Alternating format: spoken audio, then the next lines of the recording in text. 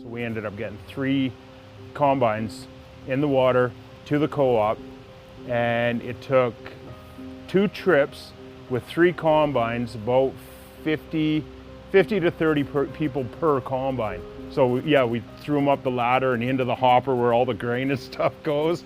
So and just drove through the water because the engines they're sit right up top, and there's no way of water getting into the rad and all the air cleaners and stuff like that. So it was a perfect idea. In people who know High River, the traffic circle, that was above water as well.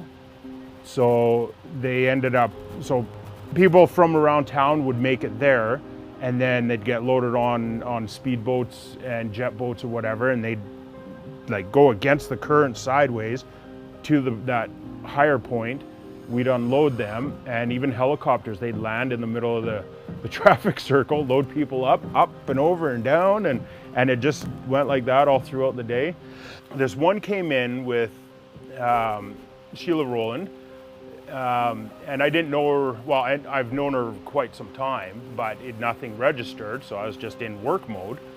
And I looked at her, and I'm probably a calf deep in water, and she had boot liners on. So I'm like, well, I'll just carry you so you don't have to walk through the water again. So as I scooped her up and turned her around out of the boat, and we're talking or whatever, give her a nice little smile. And she's like, last time I was carried like this was on my wedding night. And I'm like, everybody who knows me, I am very outgoing, and I'll give you the shirt off my back. I'm always friendly, I'm always talking to people, doesn't matter. Stranded motorists, I'll pull over to help them out as well. Like it's my nature, it was the way I was raised to help people. So, which is why I became a firefighter. Yeah, February 19th was when she passed away. I'm sure she's here with us right now. But yeah, the day the photo that came out, her daughter had sent me a message thanking me for rescuing her mom and everything.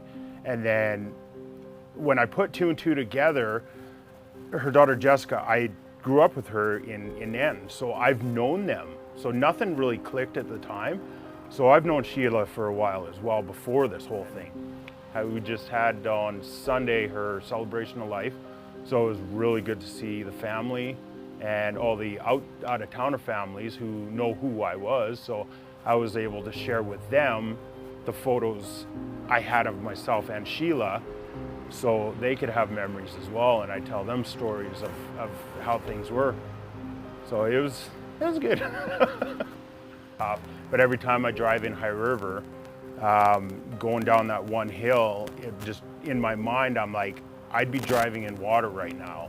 So it's always in the back of my mind every day to this day. And just seeing how everything was all rebuilt, but I know what it looked like.